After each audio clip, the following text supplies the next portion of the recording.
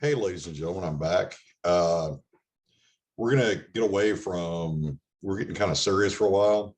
And I decided with everything going on and I just want to calm down and have some fun. So we're going to tell some stories.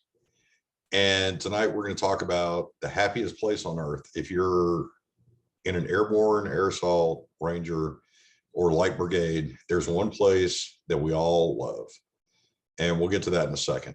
I'm also changing up the scheduling. From now, when I publish videos, I'm going to do it first thing in the morning. It'll probably be about 7 o'clock Central Standard Time, just because of the way the algorithm works, that maybe that way it'll get pushed out to more people throughout the day when they're supposed to be working, but they're actually just hanging out watching YouTube videos, because I know you guys do that. Now, with that being said, please like, subscribe, share with your friends. That's how the channel is growing. The algorithm has not been too friendly with me the last couple of videos based on the subject matter I chose to talk about, but that's okay. We'll work with that. Also, with the change to the schedule, I mean, I'm going through a couple other transitions, so I'm kind of working everything out as I go. So thank you for bearing with me. We're also coming up on 10,000 subscribers. We're holding steady about 9.1 thousand.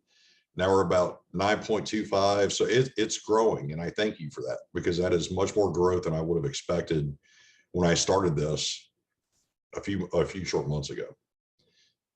Now, as you can see behind me, you got a guy standing at the door to C-130. I love doing that. And I'm wearing my 504 quarter zip, just because that's the mood I was in when I decided to tell stories about JRTC. Yes, I let the cat out of the bag. The favorite place of all light infantrymen, all light fighters, is JRTC. Many of us have also gone to NTC, but for us, the bane of our existence is JRTC. And one story I'm going to tell, actually, now that I think of it, both stories were when I was in actually the 505th Parachute Infantry Regiment, as opposed to the 504th, which is the quarter zip I'm wearing tonight. But let's get started. So JRTC, the Joint Readiness Training Center in Fort Polk, Louisiana. And for the record, the first time I went there, it was still in Fort Chaffee, Arkansas, but is a pretty, how can I say this? It's a pretty miserable place to be.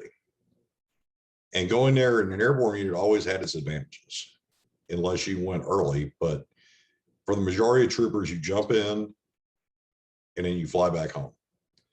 Except for 1 year, there was a money issue and we rode back on the bus, and that sucked because that was like being in the 10th Mountain Division, which I had no desire to do. But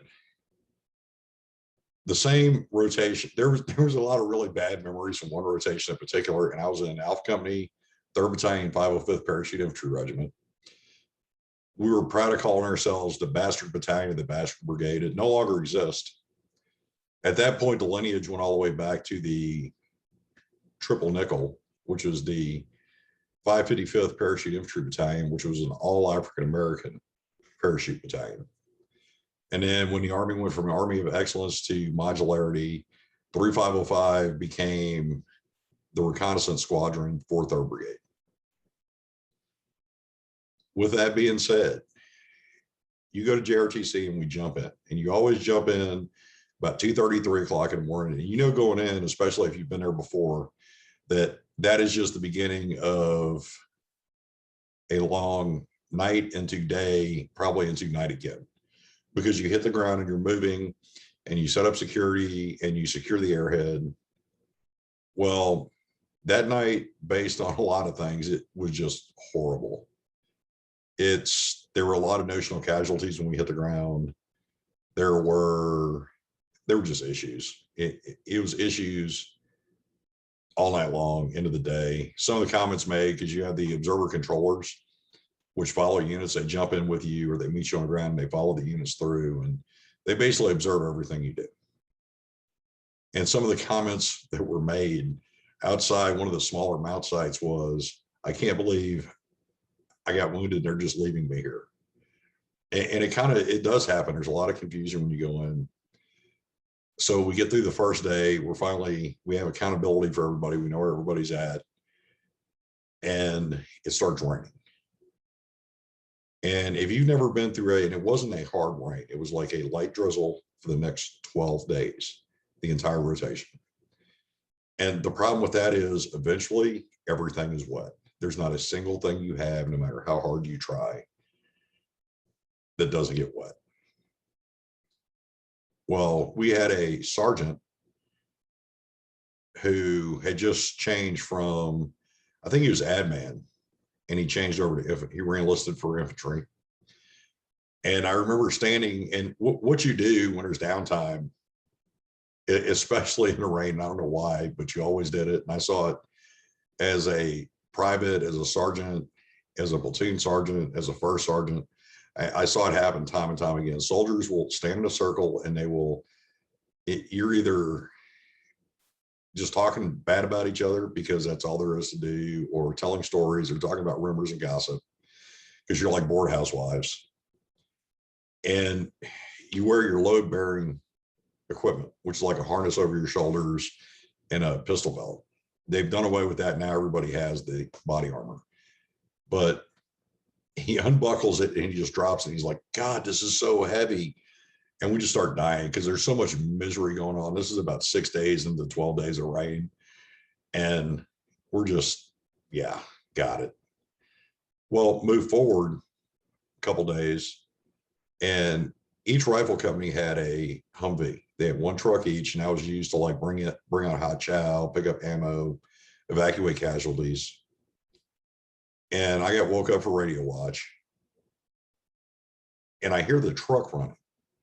I'm like, what the hell is going on? Everybody's laying under ponchos, everybody's soaking wet, and you just don't know what's going. I mean, it's shared misery. That's why infantry companies become so tight in squads and platoons, because you share the misery. Everybody is in it together, from, well, not in the case of this battalion so much, but normally everybody from the battalion commander, who's the senior guy in the battalion, to the lowliest private, you're all in the same boat. It's shared misery.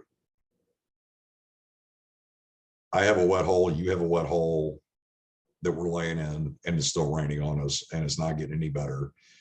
And I don't get paid enough for this. So the guy that woke me up, I'm like, hey, hang on, keep the hand mic for a second. I'm gonna go see what's going on with the truck. And I walk over to the truck, and the driver's in it, and I don't notice there's somebody in the passenger seat. And I reach over and flip it off. I'm like, what the hell? Everybody else is out here getting soaking wet or cold, and you're in a Humvee with the heater on. Our company commander was in the Humvee soaking up the heat while his entire rifle company was laying on wet mud. And that was just kind of the tone of that rotation. Well, ladies and gentlemen, I hope you enjoy the stories. Like I said, I'm going to keep it a little bit lighter for the next few videos.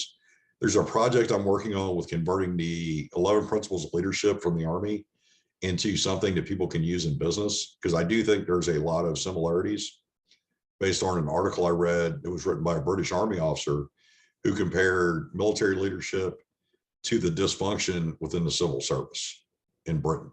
And I think there's a lot that can be said for that. Please like, share, subscribe. If you dislike what I'm saying, click dislike and hit me up in the comments about what you dislike about it. But everybody have a good day.